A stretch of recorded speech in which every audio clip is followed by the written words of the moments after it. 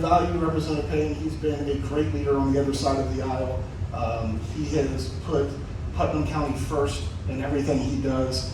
Whenever we're talking issues, you can always see Representative Payne in there kind of grabbing at my sleeve, hey, don't forget about Putnam, you need some help too. And that's kind of how I look at all the counties that I represent. So I'll start off with a little bit about me. If you don't know me, I'm Travis Hutson. I was your senator in 2015. In fact, I actually won the Senate race. I was very close in St. John's, but Putnam, Flatbush, and Volusia carried me over the top. I won big time in those areas. So those people in Putnam that helped me get there, I always have a special place in my heart. And in that, I was elected in 2012 to the Florida House. At 27 years old, I was one of the earliest ones elected. Outside of, there's one person earlier than me, his name was Adam Putnam. He went on to be a congressman and an agriculture commissioner. Moved over to the Senate in 2015 in a special election, and actually was the youngest person elected there in the past, I think it was 40 years. They had to go back to find someone. And so I kind of wore a chip on my shoulder, right? Being the young guy, everybody else there is either retired or retiring from their jobs. So I tried to make it a priority to study and analyze everything, right? Like, these people have way more experience than I do, so I need to make sure I'm in there early, working the late hours, trying to understand what I understand. And I will say, there are a lot of things that I don't understand in Tallahassee. If you want to talk healthcare or insurance, those aren't my wheelhouses.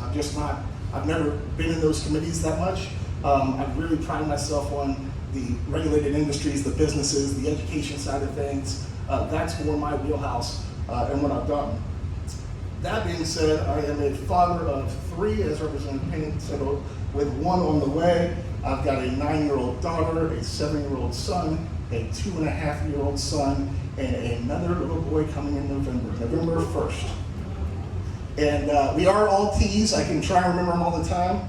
Taylor, Tyler, Tucker, and Turner. Tucker's the little baby coming. Turner's the one in the middle there. So every time, I always tease Representative Payne, every time that I run an election, somehow my wife ends up getting pregnant, right? And so who can guess what her 2 favorite words are in politics? Term limits. Right? Term limits, right? Because I'm done, and obviously we're not having any more kids, hopefully. I went to the doctor, so that should take effect. So, anyways, that's a little bit about who I am in the business world. We have a family real estate company. I handle our marketing, our advertising, a little bit of sales, although my brother's starting to take over that, but kind of all of our project management stuff for anything that we do. So I deal with our lawyers, our contractors, our subcontractors, our engineers, our architects, and everything in between in terms of project management. And we're doing a lot of project management in St. Johns County right now. So that's kind of my wheel set there, and I think they translate for when you go to Tallahassee, right? Having to deal with all those people in the room and make those decisions in the work world, right? You get into Tallahassee and you have all these special interests, and you've got to sort them straight, number 1, but number 2, do what's right for your residents. A lot of the time, the special interests, they'll argue and fight and not see eye to eye, and it takes somebody to come in there and say, no, we're gonna do what's right. We're going to talk about how this affects our residents, our constituents, and the bottom line dollar on them. And that's how I've dealt with some of those business issues. So getting into that, I'll talk a little bit about education, because that's really kind of my passion project of what I ran on and what we've done year after year in the education world, right? And we've taken what was kind of Rick Scott's agenda, but the Governor DeSantis kind of put that on steroids, right? This Florida First agenda in education, where we're giving the parents all the parental choice, all the parental rights. We're getting the wokeness out, we're getting CRT out. We're doing all of that, and that was part of what we did last session. And I think the governor's doubling down. Not only is he helping in school board races to go after school board members that are not following the rules or the laws, he's doubling down, and he wants to do more stuff within the woke agendas that are coming out.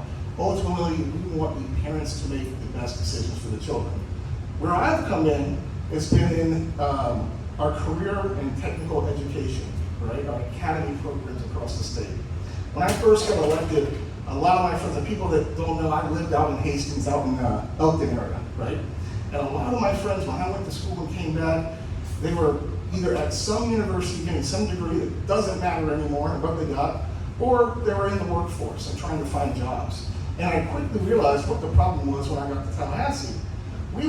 forcing all of our kids to go to college, and if they weren't, we were throwing them by the wayside. And why were we doing that? And how were we doing that? It was incentive dollars. If your child went to high school and graduated and got to a college, we gave more money to the school district. But that's not the way to do things, right? We had to reintroduce the mindset. So what we did is we said, first off, we're going to treat every child the same. The job that you are doing as educators is to get that person job ready. Whether they're job ready going through the college field to get an advanced degree, or whether they're job ready for career workforce, that's what we're going to do. So we started introducing these career and technical education things. We call them career academies, or CAPE education. So it's vocational education for those that you remember that was taken out of our schools. It's now back in our schools. I led the charge on that in the Senate. And I think it's important because if you look at some of our youth, right, the 20% that just don't really have a passion for school, they really lose their way. And what happens is they get into all these extracurricular activities they should not be in, right? They get in trouble. You see it across the state and across the counties. So if we can find a way we can get them passionate again and get them engaged in our school system, they're going to stay after school. They'll get into some type of clubs maybe, but they'll be energized to be educated. And that's what the goal was. So how we did that, and this was about 3-4 years ago, we introduced these education programs that I talked about, and we introduced 2 pathways to graduate. There is the college pathway, which everybody knows. You go get your, I believe it's now your foreign languages. I think there's some PE credits and creative writing stuff that's in there. Or the new way we did it is instead of doing all that stuff that college asks you to do, go take these career electives, right? Whether it's HVAC or plumbing or electrical. There are some great jobs out there. We now got some STEM classes in there.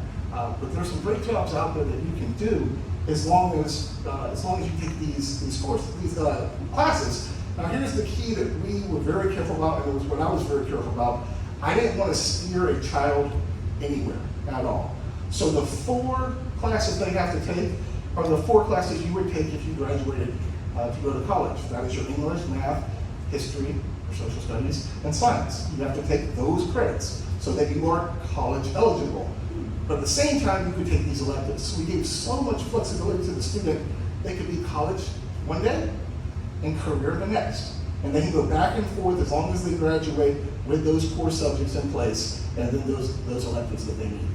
What we also realized is we really took the academic advisor out of the role of academic advisor. They kind of went into an administrative role. In that legislation, we say you have to have an academic advisor for every school. If a child falls below a 2.0, that academic advisor has to sit down with them and their parents and talk about options, talk about all the opportunities they have. And that way they can start looking at different opportunities for their child. Again, getting the parent back into the classroom and getting involved, right? So then the next thing we did, this was the following session, sticking in that education role, we said we're going to start doing the incentive dollars like we talked about before, but now we're going to incentivize no matter what happens to the child if they graduate. So that 20% that you are pushing down the road because you aren't getting extra money, we're going to give you extra money now. So now we're treating all the children the same no matter what course they're on, no matter what class they're taking, and from a dollar standpoint, we're reinvesting in them. So then it gets into this final part of this past session. It's taking year after year to get here. But here's what the worst thing that we realized was. These kids were financially illiterate. They had no clue how to do the basic things like balance a checkbook, deal with mortgages, deal with predatory lending, credit card debt. They were going either out into the workforce or into college, and they were not understanding those basic things. I am proud to say that starting next school year, the governor signed a bill this summer, financial literacy is a requirement before you graduate high school. Your children will learn how to manage money before they get out into the real world.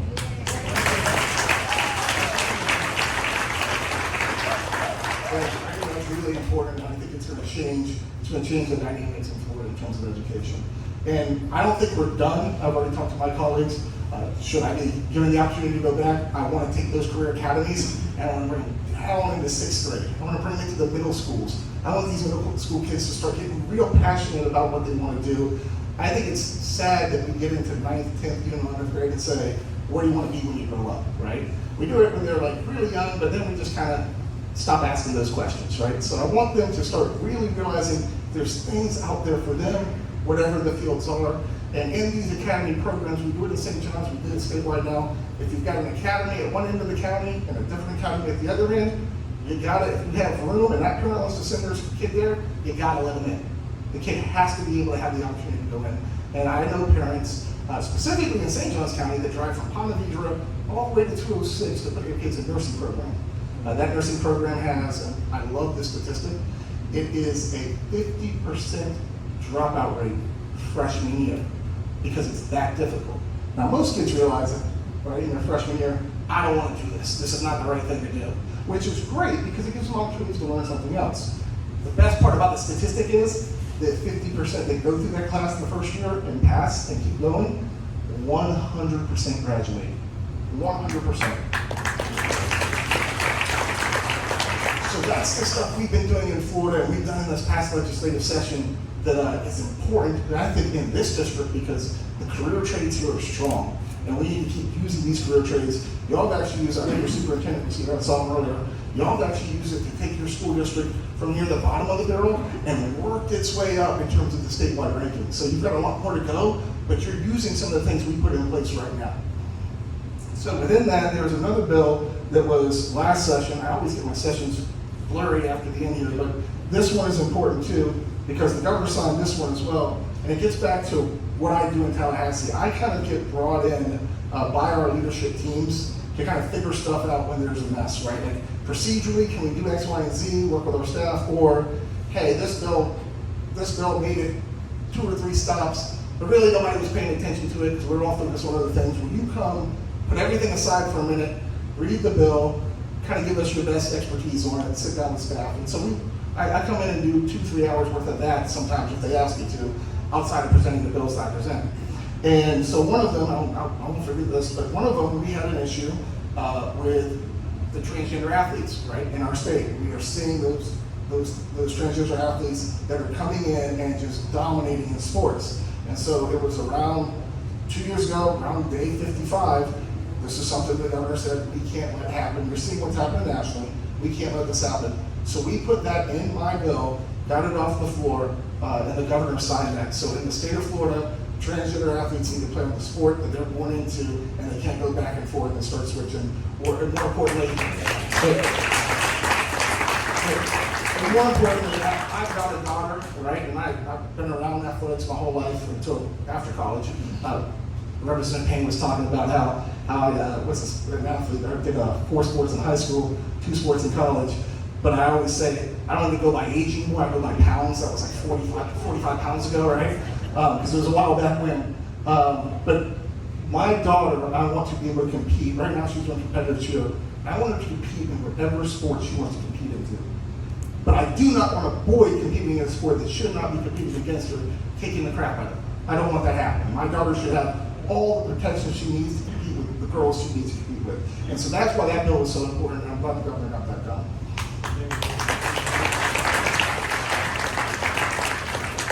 So we'll talk a little bit about the election stuff, because I remember Representative Payne was mentioning that before. The governor, again, 2 years ago, the elections bill, I get called into it. Actually, I got called down into the governor's office on this one. And they said, this is something that you need to fix. Leadership was working on some other issues. Can you, and I don't know if everybody knows Representative Renner that well around here, but Representative Renner is going to be the next Speaker of the House. Sit down and get through these elections issues on the bill we have to pass to kind of work on the election security, right? Work on what needs to be codified from 2020, but also get us closer so we're ready in 2021, 2021 from 2020 and the 2022 session. And so we passed that, but then we came back and said we need to do more. The governor, I think I met with Defend Florida in a Flagler County meeting, and then met in my office in October.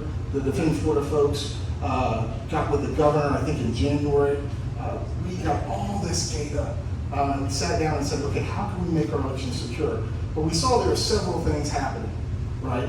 The first one was there were people going out ballot harvesting. They were grabbing all these ballots and they were sticking them in the box. And what we realized when we started seeing this data is, number one, Number one, this is only a misdemeanor, so we're really not doing anything to them other than slapping on the wrist, right? Number two, these boxes aren't being monitored like they should be, right? So now, the new law that the governor signed says those boxes have to be sat there with somebody there at all times monitoring those boxes and report any type of fraud.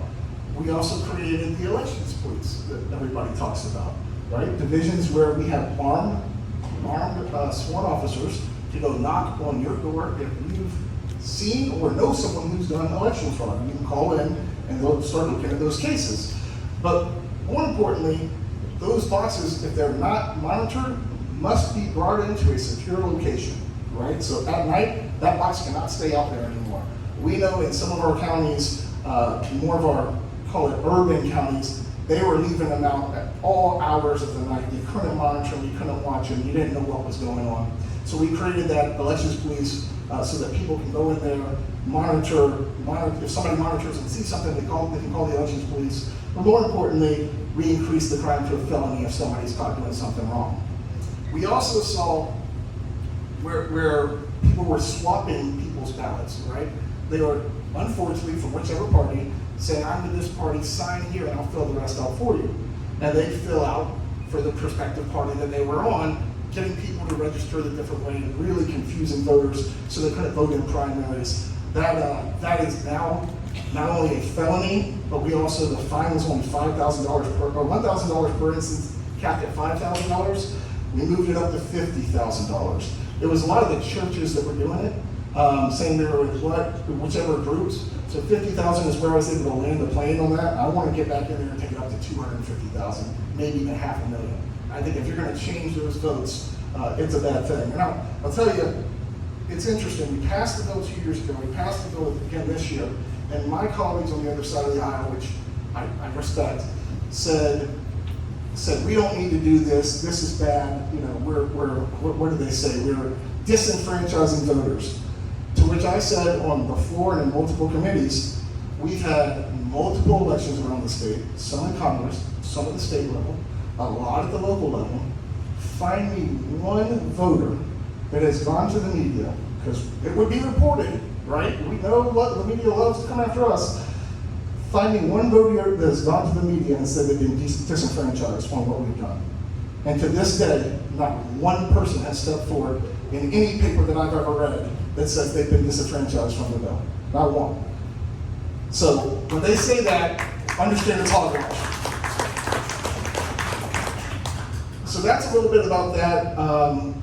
I think what I would like to do is talk a little bit more about I talked about financial literacy, I talked about election security. I'd like to talk about some of the allocations and appropriations that I've been successful with, and then see what Rhonda has next.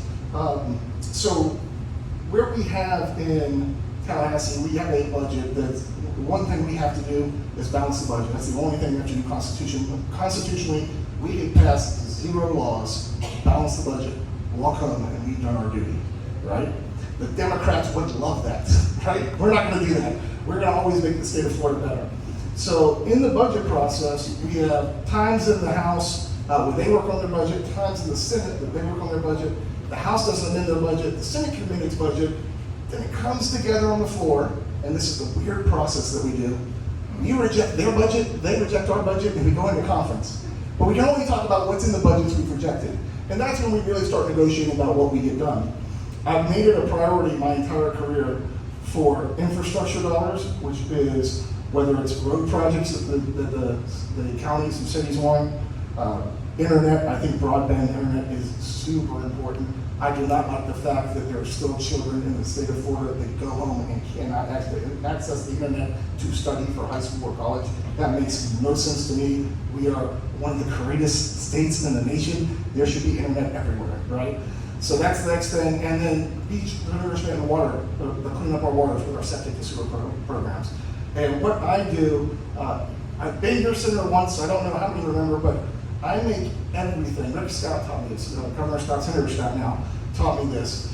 If it does not go through a delegation meeting from a budget perspective, so that people have a chance to hear it and talk about it, right? It automatically is vetoed in his mind. And he asks every single time, did this go through the budget process, or the delegation process before it went through the budget? And every time I had to answer yes, because if I didn't, it would get vetoed.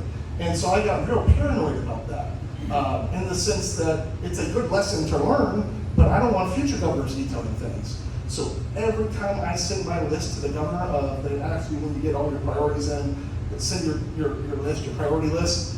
I always put the delegation date it went through, right? And tell them, like, this is when it was heard by the public. So this is what we think is important to St. John's, Flag, Revolution, and now Putnam, right?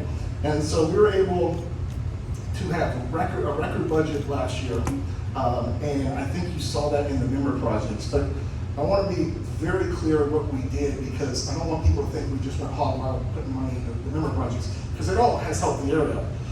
Number one, anytime the governor has ever used money for emergency funding, right? And this has been Rick Scott and now Ron DeSantis.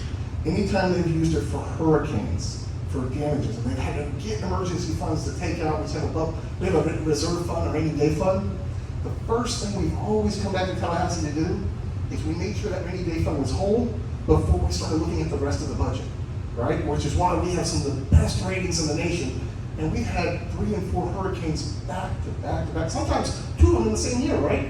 We went back and we did our budget stabilization fund, took those reserves, made them whole, and said, now let's focus on the priority of the states. Sometimes we had some lean budget years, right? Because the member projects were lean, but the budgets were real strong. Other times we haven't. So what I want to point out is, not only are we putting all these money in reserves, right? Last year we increased our reserves by, I believe it was $5 billion, just in case we had another rainy day fund that we needed to access, right? 2 hurricanes. Who knows, the next COVID 2.0, who knows what it's going to be, right? I guess they're trying to make it monkeypox now, which is really not even a thing. But we have all that money in there, and then we were able to fund all our member projects. So not only are we being fiscally conservative with your money, we're making sure that we're not spending it like crazy, because we want to make sure when the next generation gets in, or the biggest disaster comes, we're not taking this down to 0 and changing our bond rating. So that's something we're doing in the state of Florida. But I will say this, the governor has been great. He's been wonderful to work with. His agenda has been amazing. And I'm proud to have carried a lot of the things for him. And I will end it with this. Session gets a little wild and crazy, but the biggest thing that I do, and my staff does, I have 3 staff members. One is a secretary in Palm Coast. The other 2 work with me in Tallahassee, and they are vigilant when it comes to, and we actually have an intern too. They're vigilant when it comes to answering phones, reading emails. All these senator emails comes to my phone with them copied on there. We have it set up that way in case I miss something. When it comes to phone calls, all that stuff, when you call our office or you send an email, we have something in our computer system. When I click on a bill, I click on a notes section, it'll give me the person and their phone number or their email address, support or oppose. And sometimes I can click on that, depending if they left a note, saying why they support or oppose it. So before I get into work every day, I look at the bills that are coming in front of me, and I get that support oppose list from the district. Because if you're going to spend the time to reach out to me, I think it's important that I read your email or make sure somebody calls you back if you have an issue. And that's something that we take very seriously in our office. The last thing we don't want is somebody to say we called, we emailed, we haven't heard back. There are times people call our legislative office that needs to go to the campaign, and that gets bounced back and forth to who it needs to go to. But from a constituent standpoint, I want all of our constituents to be taken care of, whether it's anything they need from a government service standpoint. And those emails and those calls, I get to track on a daily basis to make sure things are going through. It's kind of my construction mindset, right? You got the whiteboard, check the box off, okay, we're on to the next project. So thank you guys for giving me the time. Rhonda, you wanted me to do some type of wheel thing, right? Yes, before you end. So thank you so much.